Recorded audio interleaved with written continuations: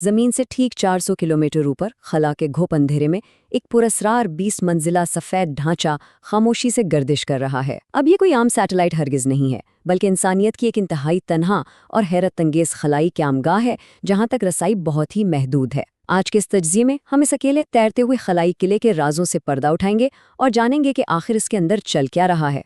تو سب سے پہلا اور بنیادی سوال جو ذہن میں آتا ہے وہ یہی ہے کہ اس بند دروازوں والے اسٹیشن، جسے تیانگونگ یعنی آسمانی محل کہا جاتا ہے، کے اندر ہو کیا رہا ہے۔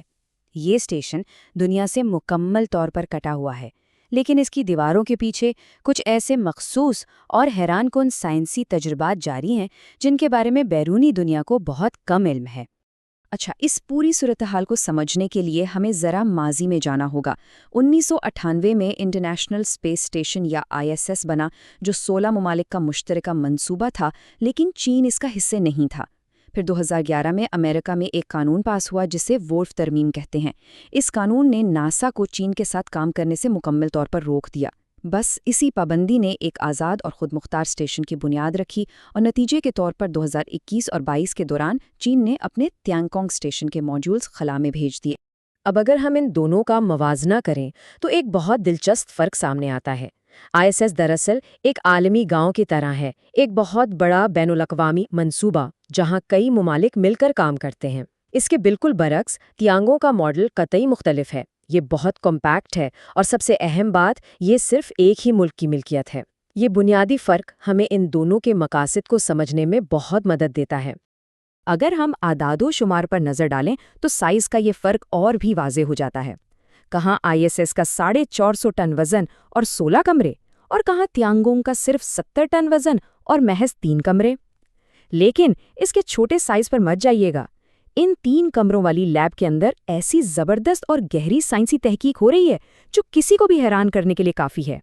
تو آئیے بڑھتے ہیں اپنے پہلے حصے کی طرف، 30 سائنس لیب، جہاں ہم زیرو گریوٹی میں ہونے والی بائیولوجی اور فزکس کی بات کریں گے۔ جولائی 2025 کے ایک تجربے کی بات کرتے ہیں جو بالکل کسی سائنس فکشن فلم کا سین لگتا ہے۔ اس میں انسانی دماغ کے اصلی خلیات کو ایک مائکرو چپ پر رکھ کر خلا میں بھیجا گیا، جسے آرگینوئڈ آن اے چپ کہتے ہیں۔ مقصد یہ جاننا کہ جب کشش سکل بالکل ختم ہو جاتی ہے تو ہمارے دماغی خلیات اور ان کے اعصابی رابطے اس فری فال حالت میں خود کو کیسے ایڈجسٹ کرتے ہیں۔ اور ہاں، خلا میں سرپرائزز تو ملتے ہی رہتے ہیں۔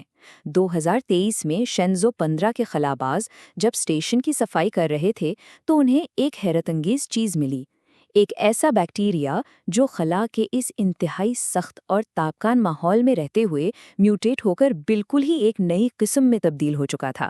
اس نئے بیکٹیریا کو تیانگ مونجینسز کا نام دیا گیا، اور اس کی طاقتیں کمال کی ہیں۔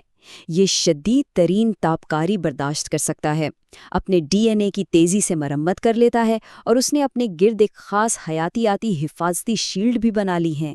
ذرا سوچیں، اگر ایک بیکٹیریا خلا میں اتنی جلدی خود کو بدل سکتا ہے تو کل کو جب انسان چاند یا مریخ پر طویل عرصے کے لیے جائیں گے تو انسانی خلیات میں کیا تبدیلیاں آئیں گی؟ یہ تحقیق اس بڑے سوال کا جواب دے سکتی ہے۔ بات صرف بائیولوجی تک محدود نہیں ہے۔ نومبر 2024 کے اس تجربے کو دیکھیں۔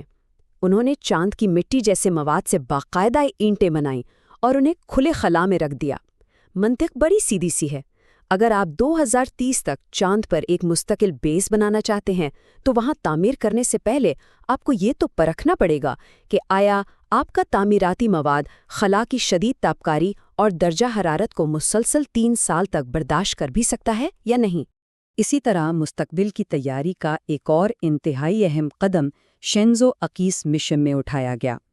4 خاص تربیت یافتہ چوہوں کو خلا میں بھیجا گیا۔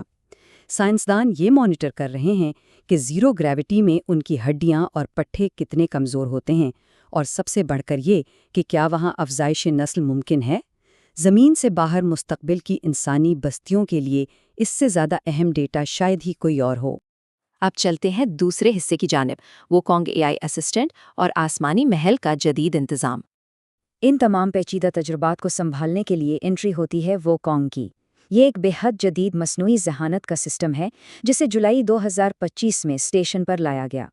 اس کی قابلیت کا اندازہ آپ اس بات سے لگا سکتے ہیں کہ اگست 2025 میں جب خلاباز 6 گھنٹے کی ایک مشکل ترین سپیس واک کر رہے تھے تو اسی ووکونگ نے انہیں قدم بقدم گائیڈ کیا۔ یہ انسان اور مشین کے ایک ساتھ مل کر کام کرنے کی شاندار مثال ہے۔ اب ذرا 150 کے اس ہندسے پر غور کریں۔